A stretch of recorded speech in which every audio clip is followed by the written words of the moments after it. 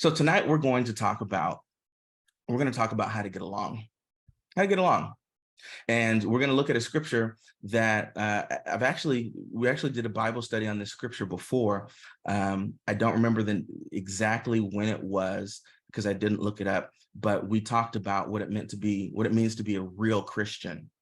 If y'all remember that one, we're going to look at the same scripture from that, but we're going to pull out some very key aspects of that passage that talk about relationships and how we ought to relate to one another, how we ought to be in relationships.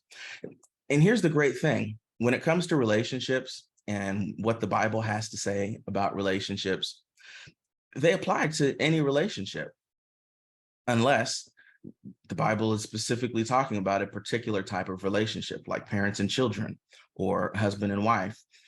Otherwise, if it involves relationship, this can go for any relationship. So we're going to be in Romans chapter 12. If you've got your Bibles, pull them out. I'm going to be in the CSB on tonight.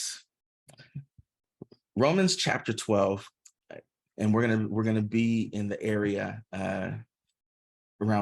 starting at verse 10 is where we're going to start. And it reads as follows: "Let love be without hypocrisy. Detest evil. Cling to what is good. Love one another deeply as brothers and sisters. Take the lead in honoring one another. Do not lack diligence and zeal. Be fervent in the spirit. Serve the Lord. Rejoice in hope. Be patient in affliction. Be persistent in prayer. Share with the saints in their needs. Pursue hospitality. Bless those who persecute you. Bless and do not curse. Rejoice with those who rejoice. Weep with those who weep. Live in harmony with one another. Do not be proud. Instead, associate with the humble. Do not be wise in your own estimation. Do not repay anyone evil for evil. Give careful thought to do what is honorable in everyone's eyes. If possible, as far as it depends on you, live at peace with everyone. Friends, do not avenge yourselves. Instead, leave room for God's wrath, because it is written, 'Vengeance belongs to me. I will repay,' says the Lord. But if your enemy is hungry, feed him. If he is thirsty, give him something to drink.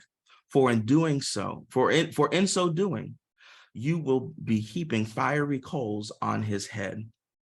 Do not be conquered by evil, but conquer evil with good." The word of the Lord is already blessed. So one of the things that I personally find difficult in relationships is consistently getting along. And I'll use my own life as an example. I am married, and I know you knew that already. I am married, and for those of you who think that gospel music has gone too, sorry, for those of you who desire to be married one day, if you're not currently married, or maybe you just got married, or you could be engaged, whatever stage of relationship that you're in, I want you to be very, very clear about this, that you will not always get along in your marriage. In fact, you don't even have to be married not to always get along. If you live in the same house with another human being, it is inevitable that at some point, y'all will not get along. These are facts. And everybody has lived with somebody sometime. When we were kids, we lived with our parent, guardian, whomever we lived with. We did not always get along. Now, we might have gone along to get along, and so we weren't really getting along. We were just going with things so that we didn't have to fully experience not getting along. But if you live in the same house with another person, you will not get along. I would venture to say that if you spend a semester in a dorm room with another person, at some point y'all will not get along, unless you're not being real with each other. If you just passing like ships in the night, then then yeah, but then you're just getting by. You're not really getting along. We want to look at in this scripture, we want to look at how we can actually get along, how we can have harmony in our relationships. And I believe, and I'm going out on a limb here, but it's a really strong one. I believe that anytime there's a breakdown in relationship, it's because we're not getting along. Anytime we've fallen out with somebody, where it's like we normally talk and then all of a sudden we don't talk and something happened, what happened is we didn't get along for whatever reason. It's not just a disagreement. People agree to disagree every day, all day, every day. I guarantee you that I'll give somebody $1 because I don't have a whole lot. I'll give anybody $1 who has spent all day today interacting with other people and did not disagree with somebody at some point. We disagree every day, but we can still disagree and get along. But then there comes, the disagreement that causes us not to get along. Or there are the words that are said that cause us not to get along. And so we're going to look at how to get along. And I believe if we do these and other things, then we can experience harmony in our relationships. So let's get into it. And we're going to look at a few verses. We're going to start at verse 10, and we're going to jump down a few verses. We're going to walk through this and see what it says for a few minutes. So let's starting at verse 10. We're in Romans chapter 12, and I'm in the CSB. Romans chapter 12, verse 10 says, "Love one another deeply as brothers and sisters. Take the lead in honoring one another." So this is written in paragraph form. Paul, the Apostle Paul, is the author of this. He wrote this to the church at Rome before he had ever been to Rome. To the Christians in Rome, not necessarily the church at Rome, before he had ever been there. And this was like his letter, like, "I'm coming, I promise y'all I'm coming." And he's like sharing some really amazing, like he's hyping them up basically, for his big conference.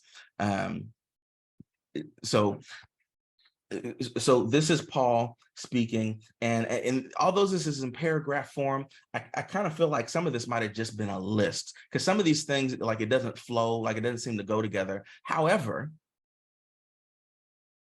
it's all relevant. He's talking about Christian ethics, and like we talked about when we looked at this passage before, what it means to be a real Christian. This is how real Christians act. Well, since we are real Christians, this is what we need to do in relationships. We need to love one another deeply as brother and sister, as brothers and sisters. So you are my brothers, you are my sisters, and I need to love you as such. Well, how do brothers and sisters love one another? Well, brothers and sisters, if you have any siblings, siblings fight. Siblings don't always get along. They don't. But there's a love there that, like, okay, and we all know this. And if you don't have siblings, maybe it's a cousin or a close friend that's like a brother or sister. And so we know this, like, y'all can fall out. We'll say the meanest, nastiest things, or have the meanest, nastiest attitudes towards our brothers and sisters. Let somebody else say something though. You can't talk to them like that. What you know, you may not. Absolutely not. Why? Because that's my sis, that's my brother, and you're not just gonna talk to them like that. But I just saw y'all yelling at each other. That's us. Don't worry about what we're doing. We family. Say something else I don't like. Say something else I don't like. There's a love between brothers and sisters that no matter what, when it comes down to it, we got each other's back. So if you need points, if you want to write something, have each other's back. This is how we get along, to have each other's back. Because see, if I have your back, even when we're not getting along, I'm not going to let something bad happen to you. I might not treat you right, but I'm not going to let nobody else treat you wrong. Guarantee. You could be in the car with your brother, with your sister, and let's say they drive and they get pulled over by the police. Bet you're gonna have your camera out, make sure nothing go down, or catch it if it does, because you're gonna have their back. You're not gonna say to the police, "Nah, he got something in the trunk. You should open the trunk." Matter of fact, I'm gonna get out the car. You want to come look under the seat? You want to come see what's in this? Come see what's in this glove box, Mr. Officer. Because we're not getting along right now. Nah, brothers and sisters have each other's backs. When it all falls down, brothers and sisters have each other's backs. That's the type of love. So to get along, we have to have one another's backs. Gotta have your back. Then it says, take the lead in honoring one another. That means don't wait. Don't wait for the other person to bring or restore honor in the relationship. We have to stand from the position that there will be honor. I am standing from the ground that there will be honor in this relationship because I'm going to bring the honor to this relationship. We have to take the lead. Make that number 2, take the lead. We have to take the lead in honoring one another. What is honor? I decided to bring out my Oxford English Dictionary. This is the little one. The big Oxford English Dictionary is like $60. And why would I do that when I have the internet? But sometimes it just feels good to have something in your hand. Let's look. What does it mean? What is honor? What is honor? And see, using a dictionary like this, an analog dictionary, you have to know how to spell. If you don't know how to spell, if you don't know your letters and what order they come in, looking things up will be a little bit difficult. Honor, great respect, something that is a privilege or pleasure, a clear sense of what is morally right, a person or thing that brings credit, an award or title given as a reward for achievement. So that first one, great respect. Great respect. Take the lead in bringing great respect in your relationships. Take the lead, or to give someone the fifth one in here, an award or title given as a reward for achievement. If I'm honoring you, then I'm going to entreat you as though you have done something great. You've achieved something. There's an achievement in you being you and us being in relationship together. And so for that achievement, I reward you. I put you before myself. I support and stand for your dignity, for your humanity, and I bring great respect. So we need to, if we're going to get along in our relationships, we need to bring great honor. We need to take the lead in honoring one another. Again, this is a lot of times, and we see this so much in the public discourse, this idea that we should wait for other people to show us respect before we give some. And that's just respect. See, this definition here, it says great respect. Honorable is bringing or worthy of honor. The people we're in a relationship with, everyone is worthy of honor. And not just respect, but great respect. Just like in the court of law in the United States, judges are referred to as honorable. The Honorable Judge Mathis presiding. And you say, Your Honor. Yes, Your Honor. No, Your Honor. Why do we call them Your Honor? Because they've achieved something, because they have prestige or status and a title has been given to them based on their achievements and what they have worked towards. And so the people who we're in relationship with, we should not treat some judge that we've never met, that we're hoping rules in our favor. We shouldn't be treating them better than we treat the people we're in relationship with. So if we're going to get along, we have to take the lead. I can't wait for you to show me respect to show you respect. Because what if we're both doing that? Guess what's never going to happen? There's never going to be any respect between the two of us. There's never going to be any honor between the two of us if both of us are waiting for each other to make the first honorable move. Like that's how, and I think I said this on Instagram the other day. On one of those little sites that puts out all kind of bad advice and gossip.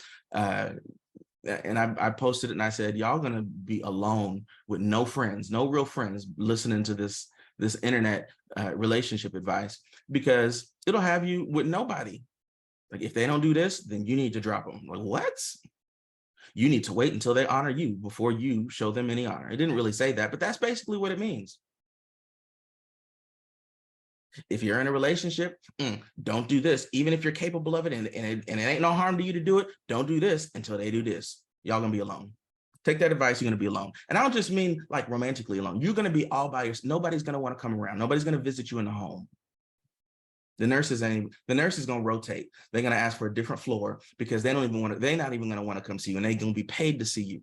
If we're always withholding honor. Let's keep going. Let's drop down to verse 14. Verse 14 says, "Bless those who persecute you. Bless and do not curse. Bless those who persecute you."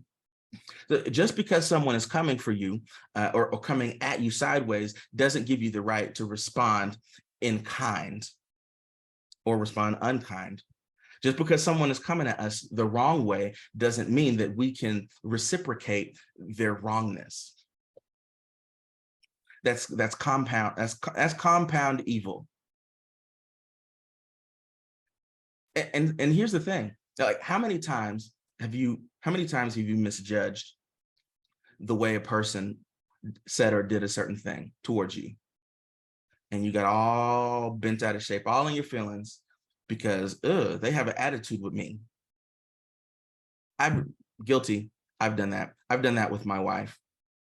Like, the way she said that, she's got an attitude. She doesn't like me. She does not want well for me. She wouldn't mind if I, fell off the balcony. We don't have a balcony, but like, she'd build one for me to fall off of it because that's how she feels about me based on what she said. When in actuality, she's just focused on something.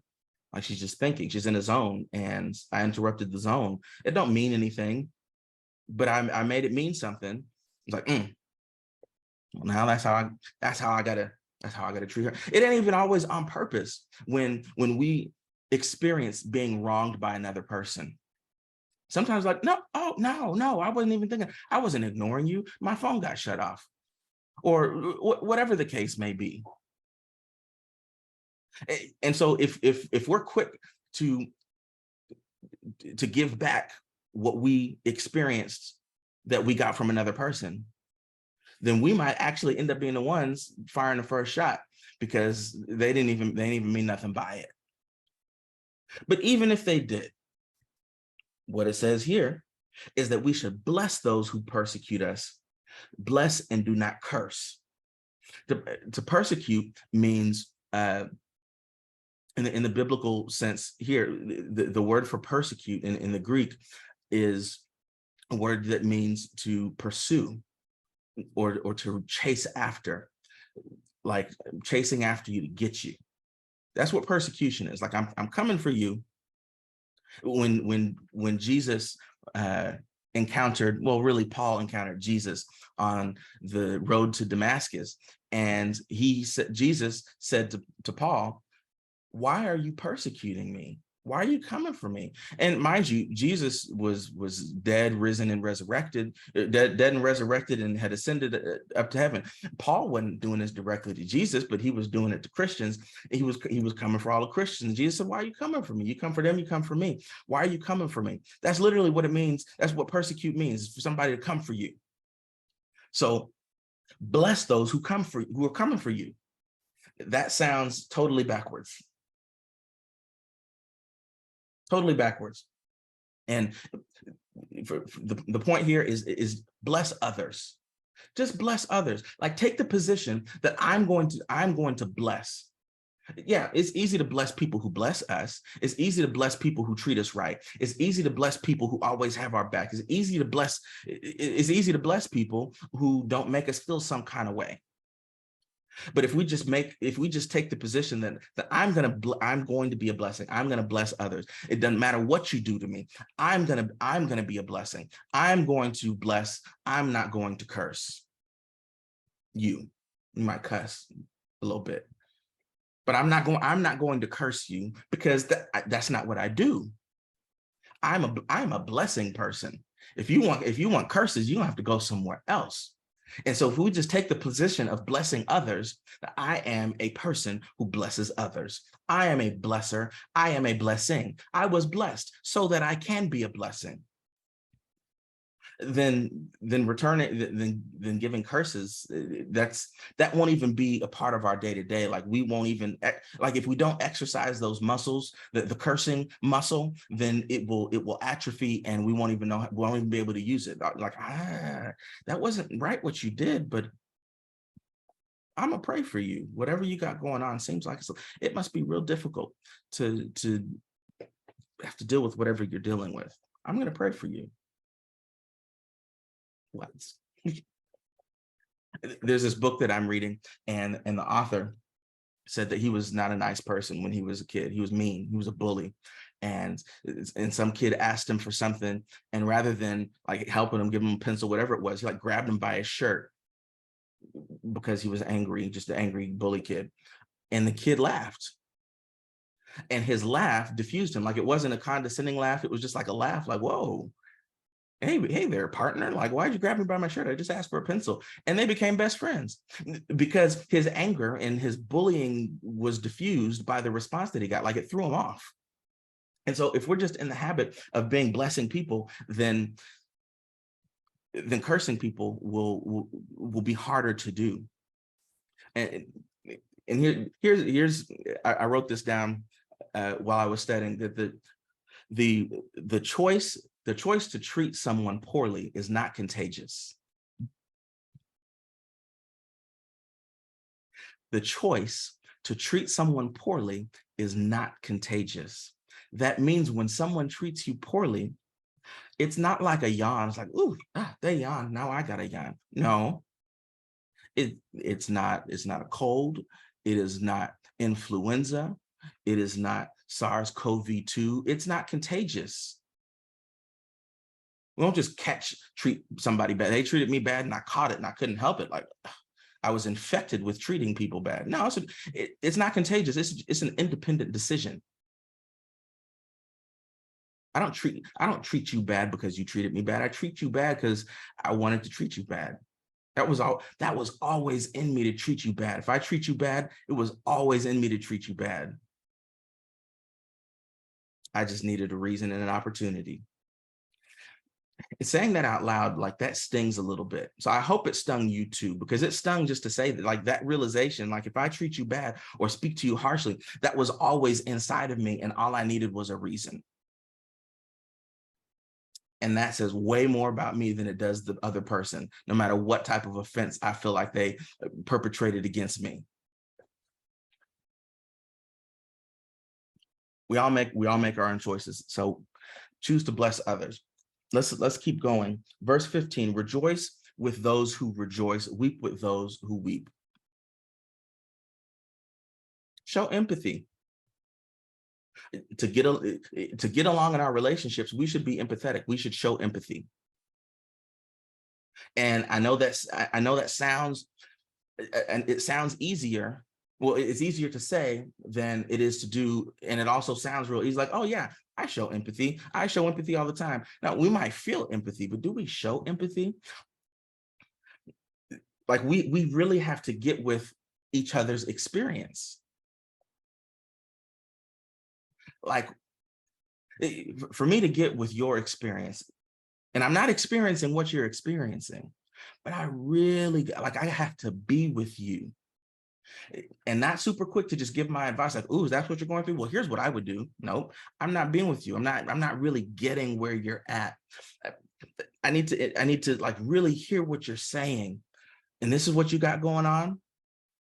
If it's bad, it's like, man, that's got to be tough. Now, I could be having the best day ever, time of my life, but I should be able to pause for station identification, like, yo, like, it hurts me that you're hurting. Like, this is, let me, I'll stay on the phone with you. We can sit here on Zoom and just look at each other, or you turn your camera off and just sit here in the silence, but also rejoicing. See, a lot of us, I say none of us have haters, but all of us can be haters, because somebody will be rejoicing and we'll be in such a foul mood that we can't rejoice with them. What they rejoicing for? And we automatically, we just make it about ourselves. Like, well, they had something good happen to them, but nothing good ever happens to me. It's always them, and they don't even. And now all of a sudden it's like, whoa, why are you so mad that they got a raise on their job, or that they got a call back for an interview? Or like, what, why are you so mad? We should be able, empathy is not just like when someone is feeling down or is feeling bad. We should also be able to demonstrate empathy when someone is having things go well. Rejoice with those who rejoice. You don't have to be happy to rejoice with another person, and you don't have to be sad to weep with them. I don't have to be happy to rejoice with you, and I don't have to be sad to weep with you. I just need to get with you and really hear what you've got going on. When we check in with each other, when we shoot a text message, hey, how's it going? Like, let's do a better job of not letting it stop there. I'm talking to myself too, is first, but like, let's keep it going, like respond. And let's not just do the, how's it going? Oh, good. How you doing? Great. I bet. What's good? What's good? And yes, there are different ways to say what's good. Not what's good in the sense like what's good. No, like, what you said things are going good. What's going, I'd love to hear about it. Wow, that's great. Super easy to do. Like, in a coaching session that I was in last week, one of the coaches said about this thing that we were being trained on, something to the effect of, it may not be comfortable, but it's not hard. And it's something that like has been like kicking me in my teeth for the last week, but it's been helping my life. Just because something is uncomfortable doesn't mean that it's hard. And so if we can get past the discomfort of taking our conversations just one level forward, just one more step, one more question, like actually be interested. And not just, oh, that sucks, or oh, I'll pray for you. And then we don't pray for them. Y'all seen the meme that says, when certain people pray for you, or when certain people say that they're gonna pray for you, that was the prayer. I'll be praying for you.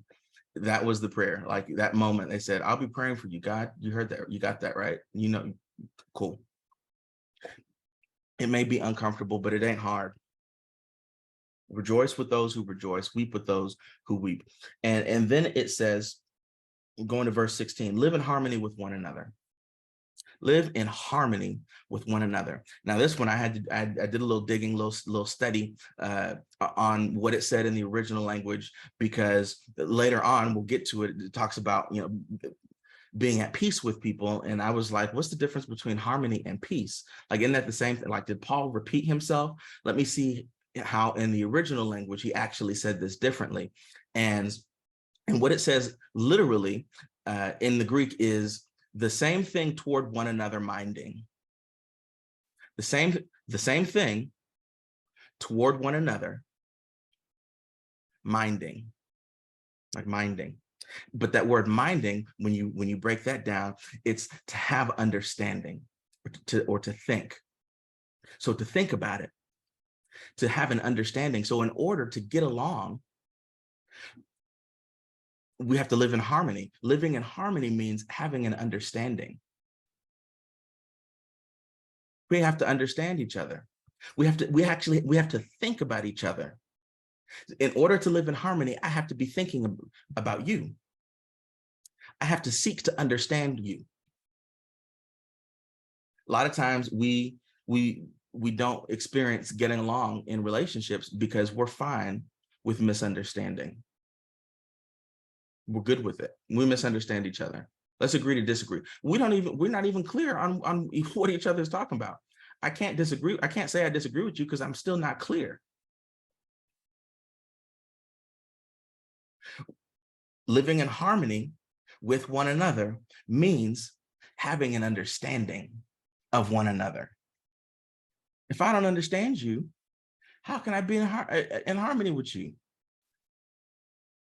Like I said, our last couple studies, we talked about zodiac signs, we talked about personality profiles, and while we need the Holy Spirit to help us overcome, the negative aspects of those, when we know how each other is, like, Cancers are sensitive people.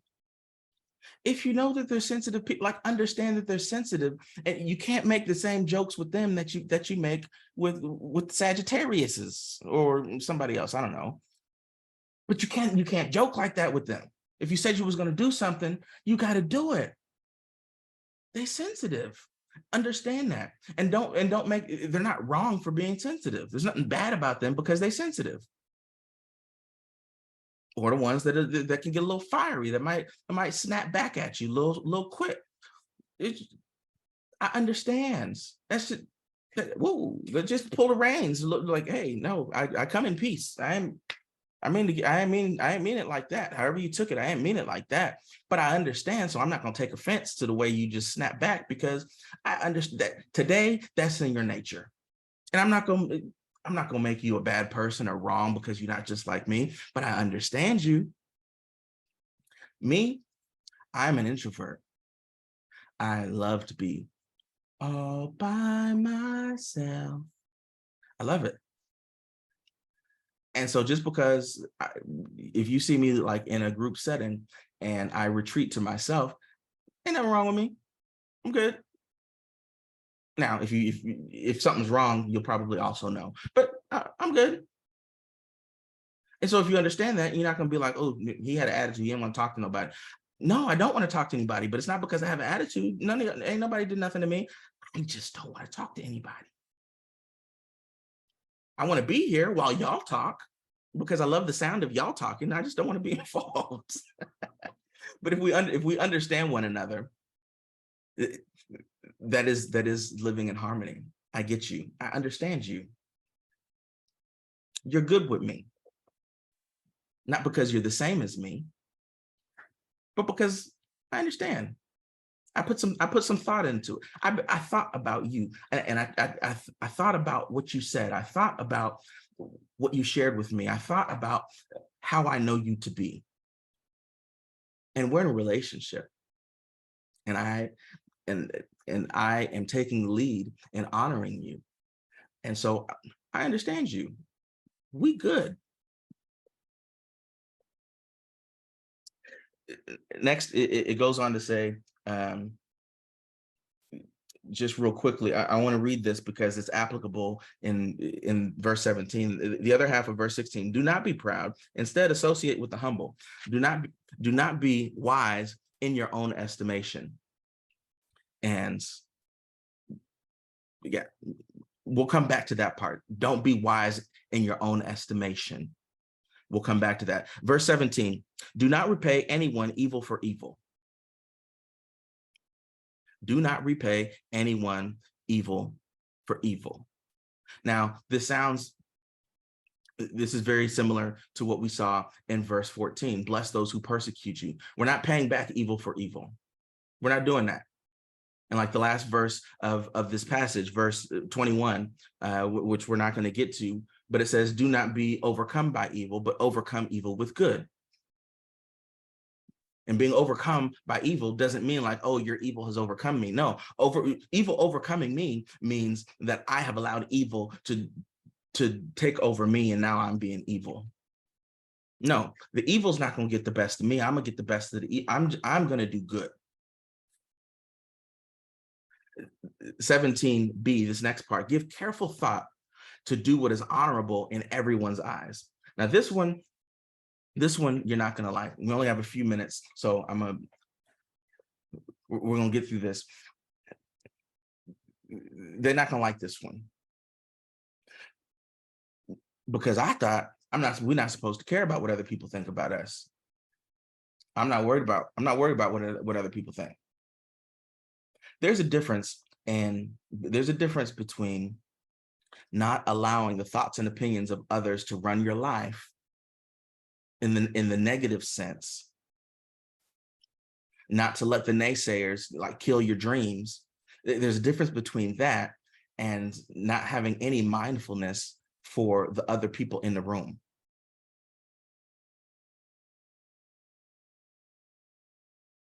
You know, when you see on social media somebody's response and then the response to their response is like, read the room. Like, don't you, that was not the appropriate thing to say at this time or in this place. Read the room. Read the room. You need a point for that. That's the point right there. Read the room. Be careful to give thought to what is honorable in everyone's eyes. Being honorable isn't about being right. Being honorable is not about being right. Having to be right is a matter of pride rather than walking in humility, which takes us back to verse 16. Having to be right is a matter of pride rather than walking in humility. And so what verse 16 said about that, don't be proud, instead associate with the humble. Do not be wise in your own estimation. Me being wise in my own estimation is me like, I'm right. I know that I'm right. I'm right. I'm right, ain't I? No, as opposed to imposing what I say is right on everybody else. Read the room. What would be honorable? See, and we see this a lot, especially during election season. The super Christians who condemn other people for not adhering to parts of the Bible that they have a fetish for. I said what I said. And so rather than doing what is honorable, it's like, nope, they stole a loaf of bread, send them to jail. I remember at the beginning of the pandemic, and schools were trying to figure out how they were going to have school. And in some places they were sending laptops home, to laptops and little hotspots because there were lots of children who didn't have computers and they didn't have internet. And so they were sending this stuff home. And then some parents were selling the laptops. And it was like this big deal, like, oh, we got to prosecute these people selling laptops. No, it sounds like if people are, stealing laptops from children from the school, that's a really bad thing, until you consider that maybe they lost their job like half of everybody else and ain't had no money and needed to buy some food. Maybe, I don't know everybody's situation, but let's not rush to judgment. What is honorable in this situation? Was a law broken? Okay, yeah, selling a computer that doesn't belong to you and taking the proceeds to purchase things for your own self and your household, that is technically illegal. But there are some places in the world where if a person steals food because they're hungry, it's not a crime. It's only a crime to steal in these places. It's only a crime to steal when you have. But if you don't have and you're only stealing so that you can eat, read the room. Give careful thought to do what is honorable in everyone's eyes. That is how we get along in our relationships. Because you notice the super Christians on the internet who follow Paul more than they follow Jesus, a lot of them, it's the cruelty. The cruelty is the point for them. And some of us, the cruelty is the point. But the Bible is right, and you are wrong. I don't have that problem. That's not a problem that I deal with, but I've come out of my way to come to, I just stopped by on your timeline to tell you that you're wrong. Because my Bible tells me so. My interpretation of my Bible ain't got nothing to do with me. I'm a man. I don't have those body parts. It's not something that could ever happen to me, but you wrong.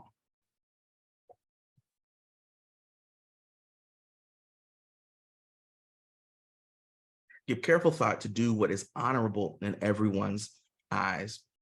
Being honorable is not about being right. And we're going to stop here at verse 18. If possible, as far as it depends on you, live at peace with everyone. If possible.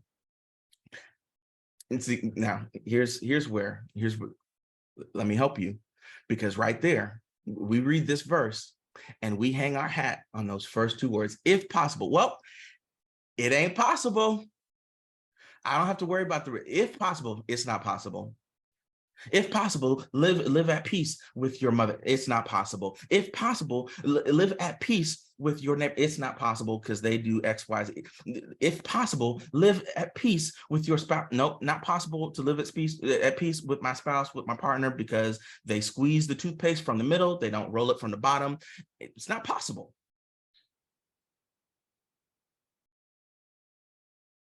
So Paul putting if possible right here is kind of funny, because I think Paul was also, didn't Paul also say, like, with God all things are possible? I don't know. Maybe it was Jesus. I don't know.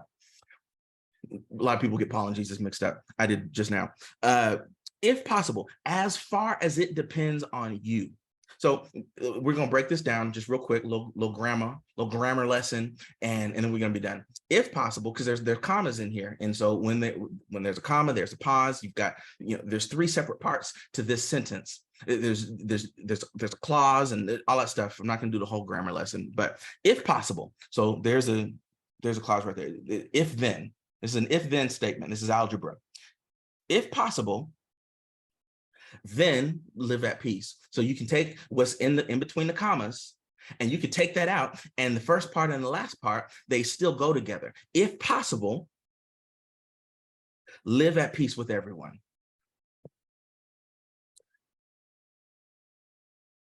If possible, live at peace with everyone.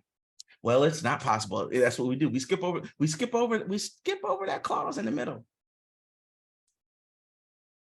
But the commas are there so that we can to insert this clause, this other part. It's like an amendment to the initial clause of if possible. Is it possible or is it not? If it's not possible, I can't do it. If it is possible, then I can.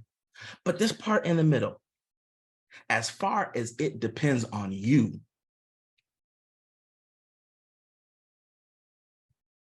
And here's the point that I want you to write down. It depends on you. Let's consider just for a moment that any relationship in which we are not at peace with another is because of us.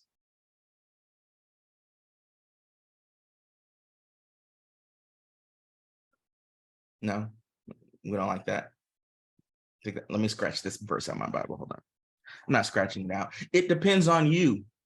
It depends on me.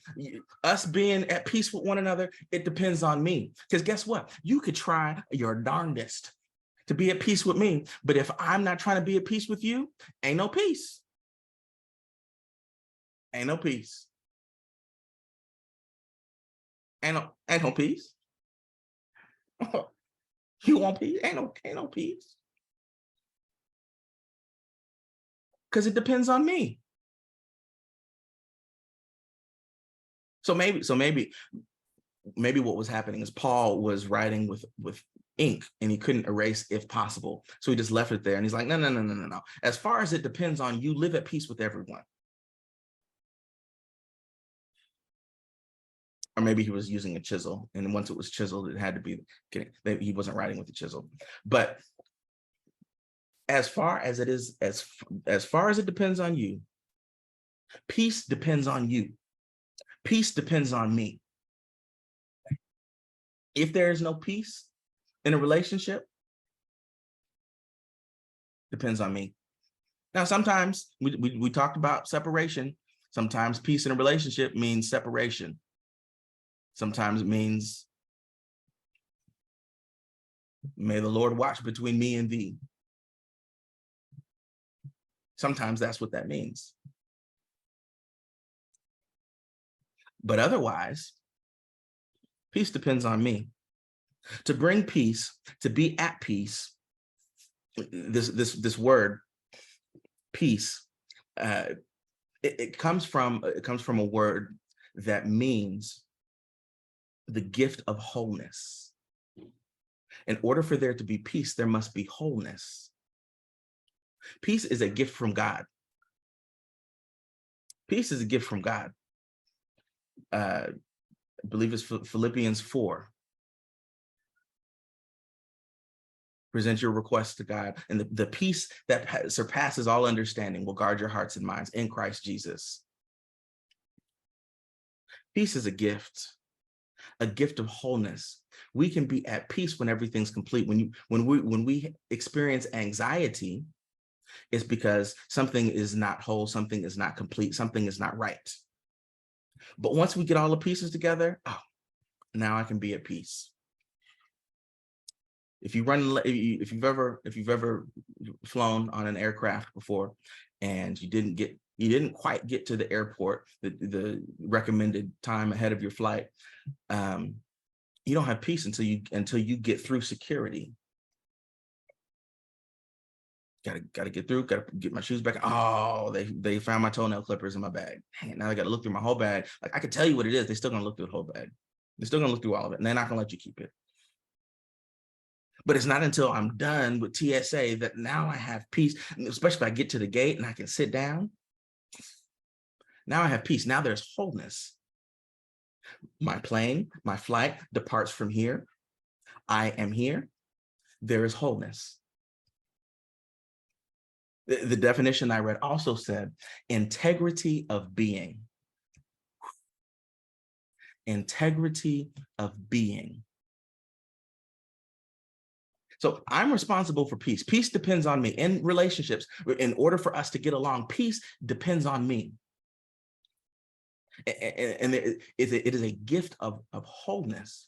If peace is a gift of wholeness that depends on me in a relationship, then that means that I can grant wholeness in a relationship.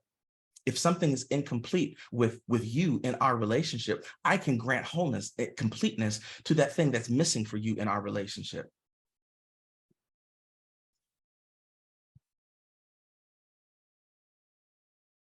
But integrity of being, well, being is like, that's the way, not the way I am. We talked about the way I am the last couple Bible studies. Now I'm talking about the way I be. Not the way I am, but the way I habitually be. Is there integrity in my habitually being? Is there integrity in my being? Or does it lack integrity? See, we in our relationship to one another, like, you can't experience peace. You can get peace, but you're gonna have a hard time experiencing peace in relationship with me if the way I be with you lacks integrity. If there is no integrity in my being as it relates to you, peace cannot exist between us. We can't get along.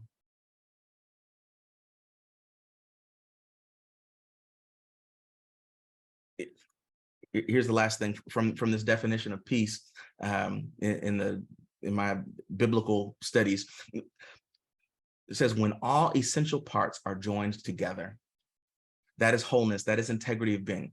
All of the essential parts, not the stuff that ain't essential, but all of the essential parts in our relationship to one another, all of the essential parts are joined together.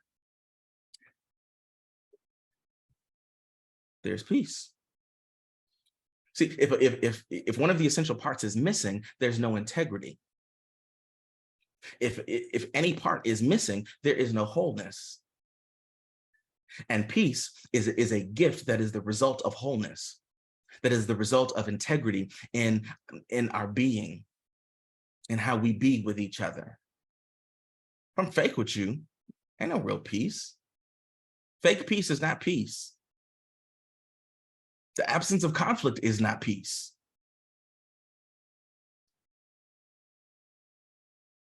So I didn't write down all the points. Hopefully somebody did. Go back and watch it again so you can get all the points. But this is really the most important one. Peace depends on me. In order to get along in any relationship, peace in the relationship depends on me. Like, let's do that. Can we do that? Let's do that over the next week. Like in our interactions with people, especially interactions with people who it's always a little tension, some anxiety. It's like, I'm bringing peace. I'm bringing honor. I'm taking the lead. I'm bringing honor. I'm not repaying any evil for evil. I'm going to bring integrity in my being. I'm going to be integrous. I don't even know if that's a word, but I like it. I'm going to be integrous with you. I'm going to bring the peace because it depends on me anyway. Let's do that in our interactions with each other and other people over the next week and see what difference that makes in our relationships.